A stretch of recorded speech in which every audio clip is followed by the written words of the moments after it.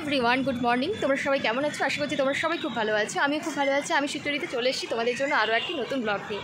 তো শীতের সকালে এখন তো শীত তো পড়েই গিয়েছে, তোমরা তো সবাই জানো কম বেশি। আর শীতের শুরু মানেই এই সময় ছুটি পড়ে যাচ্ছে স্কুল, আর সবাই তো বাচ্চাদেরকে নিয়ে তো তোমরা ঘুরতে যেতেই চাইছো। তোমরা বাচ্চাদেরকে নিয়ে পরিবারের সবাইকে নিয়ে কোথায় ঘুরতে আসবে, সে কারণেই আমি আজকে তোমাদের জন্য একটা ছোট্ট ব্লগ নিয়ে চলে এসেছি। একটা সুন্দর জায়গা তোমাদেরকে জানাবো কোথায় এসেছি। তো চলো পুরো ভিডিওটা দেখো, আশা করছি তোমাদের পুরোটাই ভালো লাগবে।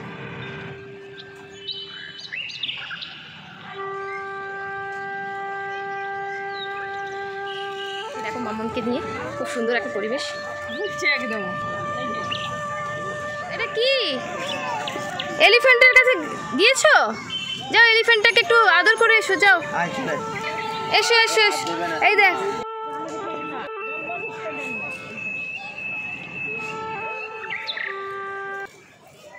কি বন্ধুরা, কি ভাবছো?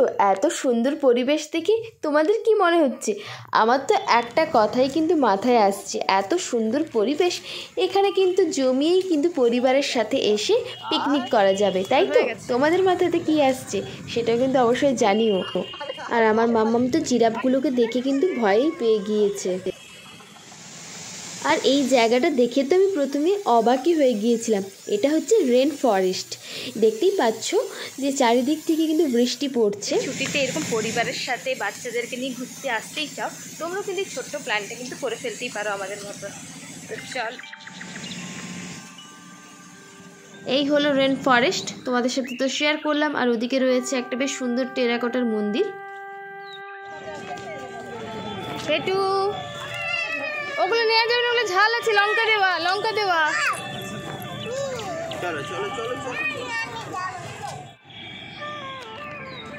তোমরা দেখতেই পাচ্ছ মামামটা কিরকম দুষ্টু হয়েছে, ও ক্রমাগত ওই ঝাল চিপসটাই খাবে, তার জন্য এত কান্নাকাটি। যাই হোক, এখন একটু শান্তশিষ্ট হয়ে ভালো মেয়ে হয়ে বসেছে আর আইসক্রিম খাচ্ছে।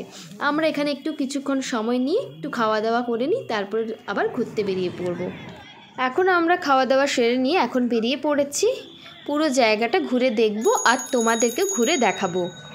আর শীতকাল মানেই শীতকালের এই যে মিষ্টি রোদ গায়ের উপর পড়লে কিন্তু বেশ ভালো লাগে। শীতকাল বলেই কিন্তু দুপুরবেলাতেও কিন্তু ঘোরা সম্ভব, আর গরমকালে তো সেটা সম্ভব হয় না। যাই হোক, চলো মিষ্টি রোদ মাথায় নিয়ে গায়ে লাগিয়ে আমরা একটু ঘুরে বেড়াই। এবার আসা যাক আমরা আজকে কোথায় এসেছি, আমাদের মেন ডেস্টিনেশন। কিছু কিছু বন্ধুরা তো তোমরা বুঝতেই পেরে গিয়েছো আমরা আজকে কোথায় এসেছি।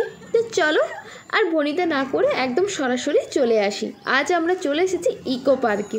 দেখতেই পাচ্ছ কি সুন্দর লেকটা, লেকের চারিদিকে কিন্তু কত মানুষ ঘুরে বেড়াচ্ছে, খেলাধুলো করছে, বাচ্চাদের নিয়ে এসেছে। ফাইনালি এখন আমরা 3 নম্বর গেট থেকে এখন 1 নম্বর গেটে আমরা চলে এসেছি, তাই তো মাম্মা? তো এখানে আমরা ভাবছি অনেকটাই তো রাস্তা, সে কারণে একটা গাড়ি নেব ভাবছি, তাই জন্য তোমাদের দাদাভাই গেছে টিকিট কাউন্টারে। তো ফাইনালি বুঝেই গেছে এখন আমরা চলে এসেছি ইকো পার্কে। তো এখন আমরা গাড়িতে উঠে পড়েছি। আমাদের পার হেড কিন্তু নিয়েছে 100 টাকা করে। এই গাড়ি কিন্তু 1 নম্বর গেট থেকে 5 নম্বর গেট অবধি পুরোটাই ঘুরিয়ে আমাদেরকে দেখাবে, আর সাথে সাথে আমাদের গাইডও করে দেবে। তবে একটাই জিনিস খুব খারাপ লাগলো, এরা কিন্তু গাড়িতে তুমি উঠে গেলে কিন্তু কোথাও নামাবে না, মানে দাঁড়িয়ে যে আমরা ছবি তুলবো সেটারও কিন্তু কোনো সুযোগ সুবিধা নেই। সে কারণে আমার মনে হয় যে হেঁটে তোমরা যারা আসতে চাইছো হেঁটে ঘোরাটাই বেটার হবে। চলো তাহলে গাইড আমাদেরকে যেগুলো দেখিয়ে দিচ্ছে তোমাদের সাথেও সেগুলো চটপট করে শেয়ার করে ফেলি। এই যেটা দেখতে পাচ্ছ তোমরা, এটা হচ্ছে তাজ হোটেল। না, এটা তাজ হোটেলের ডামি।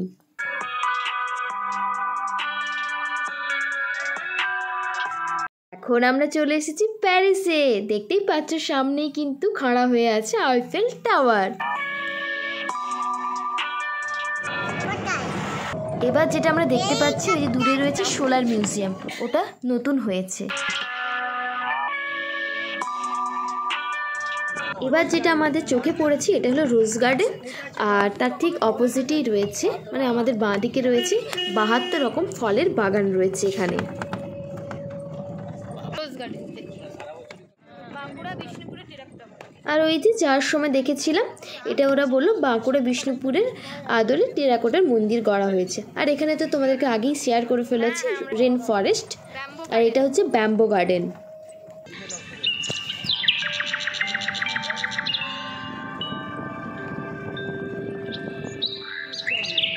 এখন আমরা চলে এসেছি বাংলা ইতিহাস উদ্যান। যতটা সম্ভব হয় তোমাদেরকে ক্যামেরা বন্দি করে দেখিয়ে দিচ্ছি।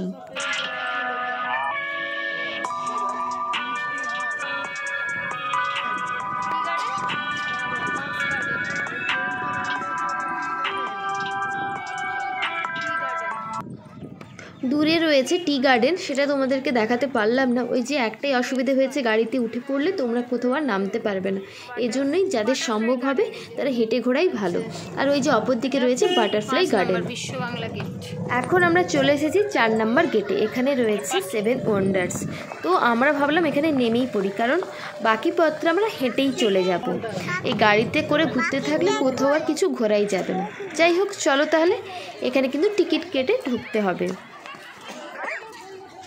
এই হলো এখানে মেন এন্ট্রি গেট, পাশেই রয়েছে টিকিট কাউন্টার। তাহলে চলো ভেতরে যাওয়া যাক।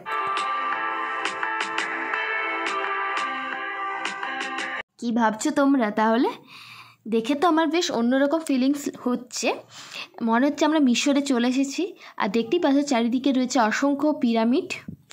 মাম্মাম, পাপাকে একটু হাই বলে দাও। হাই। আর সবচেয়ে আশ্চর্যের বিষয় হচ্ছে মিশর থেকে দাঁড়িয়ে কিন্তু আমি তাজমহল দেখতে পাচ্ছি। এটাও কি সম্ভব? তোমরাই বলো। তাজমহল তো দেখতে যাব, তার আগে চলো পিরামিডের ভেতরে ঢোকা যাক। কখনো কিন্তু আগে ঢুকিনি পিরামিডের ভেতরে, তাই জন্য এক্সাইটমেন্টটা কিন্তু আমার ডাবল হয়ে গেছে। চলো তাহলে পিরামিডের ভেতরে কি কি আছে সেটা দেখা যাক।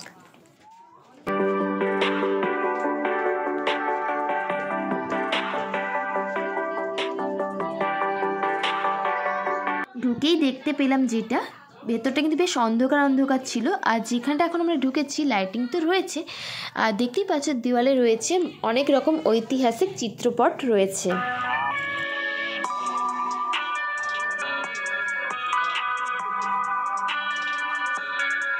আর এখানে রয়েছে একটা আর্টিফিশিয়াল মমির সমাধি রয়েছে। ইতিহাসের পাতা ঘেঁটে আমরা জানতে পেরেছি মায়ান সভ্যতার সবথেকে বিখ্যাত মন্দির শহর হলো এই চাচেন ইতোজা। এখন আমরা চলে এসেছি রোমে। এটিও কিন্তু পৃথিবীর 7টি আশ্চর্যতম জিনিসের মধ্যে আরও একটি। এটি হলো রোমান কলোসিয়াম। এই বিশাল অ্যাম্পিথিয়েটারটি নির্মিত হয়েছিল বিজয় রোমান সৈন্যদের পুরস্কৃত করার জন্য এবং রোম সাম্রাজ্যের গৌরবগাথা তুলে ধরার জন্য। আর এটির অবস্থান কিন্তু রোমের কেন্দ্রস্থলেই ছিল।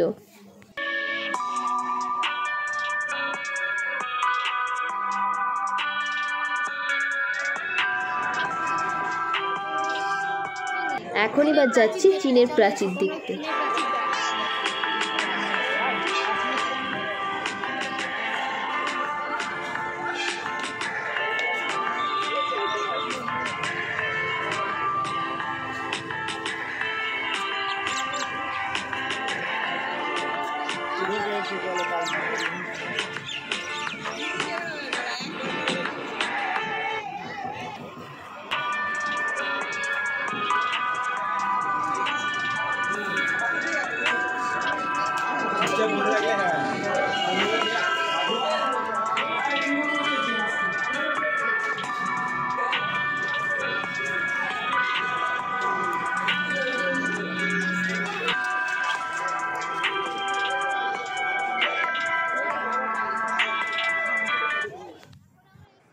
এখন আমরা চলে এসেছি দিল্লির তাজমহল দেখতে। চলো তাহলে তোমরাও আমার সাথে দেখে নাও।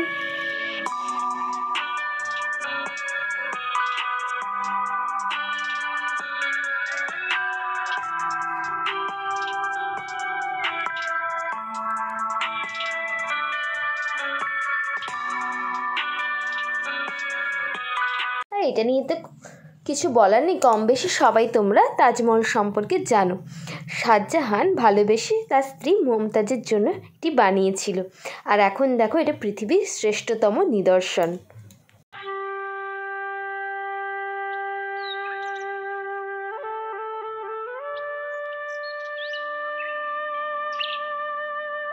এখানে যে স্ট্যাচুগুলো রয়েছে এগুলোও কিন্তু 7টি আশ্চর্য জিনিসের মধ্যে আরও একটি জিনিস। তো এটা সম্পর্কে আমার বিশেষ কোনো ধারণা নেই, তাই তোমাদেরকে কিছু বলতে পারলাম না। তোমরা যারা এই স্ট্যাচু সম্পর্কে জানো তারা অবশ্যই আমাকে কমেন্টে জানিয়ে দিও। এখন আমরা যেখানে এসেছি, এই যে মূর্তিখানা দেখতে পাচ্ছ, এটা হলো ক্রাইস্ট দ্য রিডিমার মূর্তি। 1931 সালে ব্রাজিলের রিও ডি জেনিরোতে অবস্থিত এই মূর্তিটি কিন্তু পৃথিবীর দ্বিতীয় সপ্তাশ্চর্য।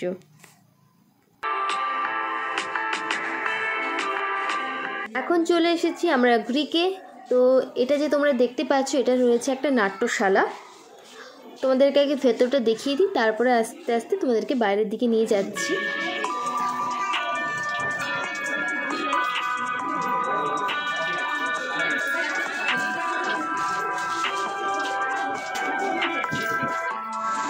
তোমরা শুধু একটা জিনিস ভাবো, গ্রিক থেকে কিন্তু আমরা মিশর দেখতে পাচ্ছি।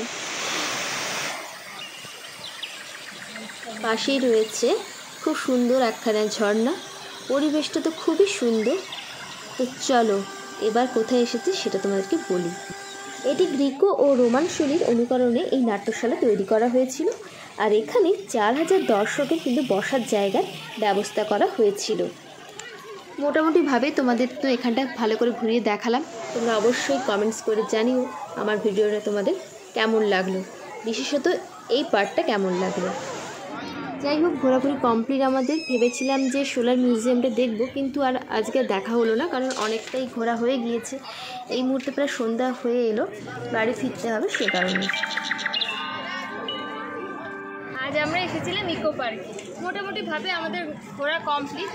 বেশ অনেকটা সময় নিয়েই এসেছিলাম, তাও আমাদের পুরোটা আমরা কভার করতে পারিনি। যতটুকু পেরেছি তোমাদের সাথে সেটা ভিডিওর মাধ্যমে তুলে ধরলাম।